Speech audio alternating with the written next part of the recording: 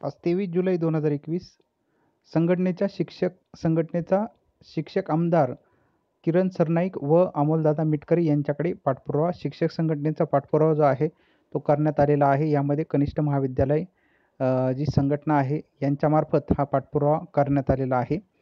यामध्ये शिक्षक समन्वय संघाचा देखील समन्वयक या ठिकाणी उपस्थित होते आणि यांच्यामार्फत हा संघटनेचा पाठपुरावा जो आहे शिक्षक समन्वय संघाचा हा पाठपुरावा करण्यात आलेला होता आमदार किरण सरनाईक व अमोलदादा मिटकरी यांच्याकडे.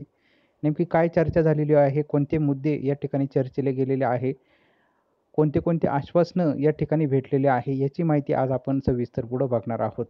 यामध्ये प्रामुख्याने प्राथमिक, माध्यमिक, उच्च माध्यमिक शिक्षकांच्या जिव्हाळ्याचा जो विषय आहे, यामध्ये त्रुटीपूर्तता, अघोषित शाळा, प्रचलित धोरण या 3 महत्त्वाच्या विषयांवरती चर्चा जी आहे ती करण्यात आलेली होती. सर्वात प्रथम शिक्षक समन्वय संघाचे जे पदाधिकारी आहे, संघटनेचे जे पदाधिकारी आहे शिक्षक संघटनेचे, ते सर्व अकोला जिल्हा या ठिकाणी एकत्र आलेले होते आणि त्यांनी नियोजित वेळी शिक्षक आमदार किरण सरनाईक यांची भेट घेतलेली होती. तर या भेटीमध्ये त्यांनी किरण सरनाईक यांनी स्वतः सांगितलेलं आहे की त्रुटीपूर्तताचं जे अनुदानाचा जो प्रश्न आहे त्याकरिता स्वतः अजितदादा पवार यांनी शब्द दिलेला आहे की हे जे अनुदान आहे हे डिसेंबरमध्ये घोषित केलं जाईल. या त्रुटीपूर्तता करणाऱ्या शाळा आहे यांचं अनुदान डिसेंबरमध्ये घोषित केलं जाईल. त्याचसोबत शिक्षक समन्वय संघाकडून आणि शिक्षकांकडून ज्या अघोषित शाळा आहे या अघोषित शाळांचा देखील पाठपुरावा सांगण्यात आलेला होता शिक्षक आमदार किरण सरनाईक यांना की जे संचालक स्तर असेल, आयुक्त स्तर या ठिकाणी अघोषित शाळांचं कामकाज सध्या जोरदार सुरू आहे आणि अघोषित शाळांचं कामकाज सुरू असताना त्यामध्ये प्रपत्र अ, ब, क जे काही प्रपत्र मागितलेले आहे त्यांची माहिती जी आहे ती संचालक कार्यालय, आयुक्त कार्यालय या ठिकाणी शिक्षकांनी शिक्षणाधिकारी यांच्यामार्फत जमा देखील केलेली आहे. डेप्युटी डायरेक्टर ऑफिस यांच्यामार्फत जमा देखील केलेली आहे. परंतु यामध्ये शिक्षकांना आणखी एक भीती वाटत आहे की याआधी ज्या अघोषित शाळांची माहिती जमा झालेली होती त्यांची पुन्हा फेर तपासणी तर होणार नाही की काय, असा प्रश्न पुन्हा शिक्षकांनी त्या ठिकाणी उपस्थित केलेला होता. कारण अधिकारी वर्ग जो आहे तो शिक्षकांचा विचार करत नाही. यामध्ये किती दिवस शिक्षकांचे झालेले आहे याचा विचार जो आहे तो अधिकारी वर्गाकडून होत नाही आणि पर्यायाने यामध्ये शिक्षकांचं नुकसान जे आहे ते आर्थिक नुकसान झाल्याचं आपल्याला पाहायला भेटतं. शिक्षक आर्थिक विवंचनेमध्ये फसलेले आपल्याला पाहायला भेटतात आणि वेगवेगळे प्रश्न जे आहेत ते शिक्षकांसमोर कष्टाचं काम करून देखील असे आर्थिक प्रश्न जे आहे ते उपस्थित होता हे केवळ अधिकाऱ्यांमुळंच आणि त्यामुळं याकरिता स्वतः शिक्षक आमदार किरण सरनाईक हे देखील लवकरच संचालक कार्यालय असेल त्याचसोबत आयुक्त कार्यालय असेल या ठिकाणी स्वतः शिक्षकांना घेऊन पाठपुरावा जो आहे तो करणार आहे. अघोषित शाळांसंदर्भात या लवकरात लवकर संचालक स्तरावरती, आयुक्त स्तरावरती माहिती जी आहे ती पूर्ण झाली पाहिजे आणि मंत्रालयाच्या दिशेने या माहितीची वाटचाल जी आहे ती सुरू झाली पाहिजे. याकरिता पाठपुरावा जो आहे तो येत्या काळामध्ये किरण सरनाईक हे करणार आहे शिक्षकांसमवेत.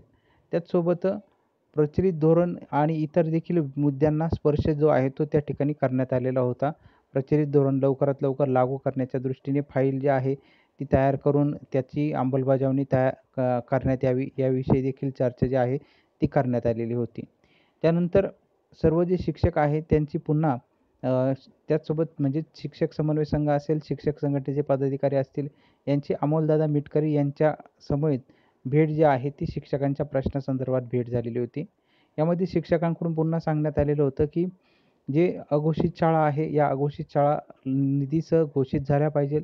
त्रुटीपूर्तता करणाऱ्या शाळा ज्या आहेत त्या निधीसह घोषित झाल्या पाहिजे. प्रचलित धोरण जे आहे ते लागू झालं पाहिजे. शिक्षक 20 वर्षापासून विनावेतन काम करत आहे. शिक्षकांना त्यांचा हक्काचा पगार जो आहे तो मिळाला पाहिजे. असं पोटतिडकीने माहिती जी आहे ती सर्व शिक्षकांची शिक्षक संघटनेच्या पदाधिकाऱ्यांनी अमोलदादा मिटकरी यांना सांगितलेले आहे आणि आपले व अजितदादा पवार यांचे अत्यंत घनिष्ठ संबंध आहे आणि त्यामुळं आपण या मैत्रीचा आणि या संबंधाचा फायदा घेऊन आमचं जे काम आहे शिक्षकांचं प्रलंबित प्रश्न जे आहे अनुदानाचे हे लवकरात लवकर सोडवावे अशी देखील विनवणी आणि विनंती जी आहे ती करण्यात आलेली होती. त्यावेळेस अमोलदादा मिटकरी यांनी सांगितलं की तुमचं जे निवेदन आहे, तुमचे जे प्रमुख सगळे प्रश्न आहे ते मी माझ्या लेटर पॅडवरती घेऊन स्वतः अजितदादा पवार यांच्या समवेत मी हा प्रश्न जो आहे तो मांडतो आणि तो सोडवण्याकरिता मी प्रयत्न करतो. अशी ग्वाही जी आहे ती अमोलदादा मिटकरी यांनी शिक्षकांना, शिक्षक समन्वय संघाचे पदाधिकारी, विविध शिक्षक संघटनेचे पदाधिकारी यांना दिलेले आहे. त्यामुळे किरण सरनाईक आणि अमोलदादा मिटकरी यांच्याकडे अशा पद्धतीचा पाठपुरावा जो आहे तो झाल्याचं आपल्याला शिक्षकांकडून पाहायला मिळतं. आता स्वतः किरण सरनाईक यांनी देखील सांगितलेलं आहे का जो त्रुटीपूर्तता करणाऱ्या शाळा ज्या आहे त्यांचं अनुदान जे आहे ते डिसेंबरमध्ये देण्याविषयी स्वतः उपमुख्यमंत्री अजितदादा पवार यांनी सांगितलेलं होतं. परंतु हे होत असतानाच त्या ठिकाणी शिक्षकांनी आणखी देखील एक माहिती दिलेली होती की ही जी शिक्षण विभागातून अर्थ विभागात फाईल गेलेली होती त्रुटीपूर्ततेची, त्यावरती अर्थ खात्याने काही शेरे जे आहे ते मारलेले आहे आणि ती जी फाईल आहे ती पुन्हा शिक्षण विभागात आलेली आहे. जे काही शेरे मारलेले आहेत त्याची लवकरात लवकर पूर्तता शिक्षण विभागाने जर केली तर निश्चित हे जे कामकाज आहे ते लवकरात लवकर होऊ शकतं.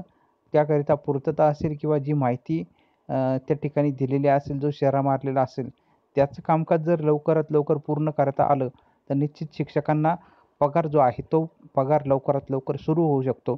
अशी देखील चर्चा त्या ठिकाणी झाल्याची आपल्याला माहिती पुढं येत आहे. त्यामुळे जे शेरे मारलेले आहे ते नेमकी कोणते शेरे मारलेले आहे त्याची माहिती समोर आल्यानंतर निश्चित त्याचाही शिक्षकांना अत्यंत महत्त्वाचा उपयोग होऊ शकतो. तर या पद्धतीने सर्व पाठपुरावा जो आहे तो करण्यात आलेला होता. आता ज्या त्रुटीपूर्तता करणाऱ्या शाळा आहे यांची माहिती मंत्रालय स्तरावरती जाऊन पोहोचलेली आहे. म्हणजे शासनाला केव्हाही वाटलं की आपल्याला या याद्या घोषित करायच्या आहे अनुदानासाठी पात्र म्हणून, तरी शासन जे आहे ते आता त्रुटीपूर्तता करणाऱ्या शाळांच्या याद्या केव्हाही घोषित करू शकतं. यामध्ये फक्त आता सरकारची जी मानसिकता आहे ती मानसिकता होणं गरजेचं आहे. एकदा जर मानसिकता झाली तर सरकार जेव्हा पाहिजेल, शासन जेव्हा पाहिजेल तेव्हा या याद्या ज्या आहेत त्या घोषित करू शकतं अनुदानासाठी पात्र म्हणून. आणि ज्या अघोषित शाळा आहे यांची माहिती आयुक्त स्तर, संचालक स्तरावरती आहे. ती माहिती लवकरात लवकर पूर्ण होऊन मंत्रालय स्तरावरती जाणं गरजेचं आहे. कारण त्याच नंतर हा जो अघोषित शाळांचा प्रश्न आहे तो मार्गी लागू शकतो.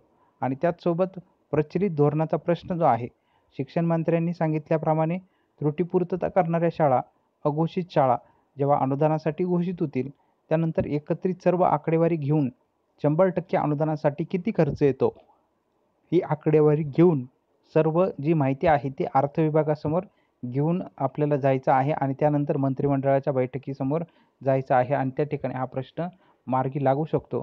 असे सूतोवाच जे आहे ते विधानसभेमध्ये स्वतः शिक्षण मंत्री प्राध्यापिका वर्षाताई गायकवाड यांनी केलेला आहे.